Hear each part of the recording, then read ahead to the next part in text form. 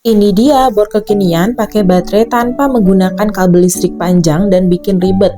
Ini tuh gampang banget loh untuk memakainya, apalagi seperti aku ya, seorang ibu rumah tangga, kalau mau pakai bor ataupun nembok dan sebagainya itu gak usah lagi nunggu suami pulang kerja ya. Mending pakai bor ini aja, sudah cakep dan kenceng seperti ini, harganya di bawah 200 ribuan lagi. Wow, mantep banget gak tuh? Ini tuh sangat cocok ya untuk anak-anak kos dan ibu rumah tangga kayak aku ini ya. Digercepin langsung digaskan aja ya dari sekarang untuk bornya ya. Bener-bener bornya ini mantul banget nih guys. Jadi langsung aja dikepoin di sini.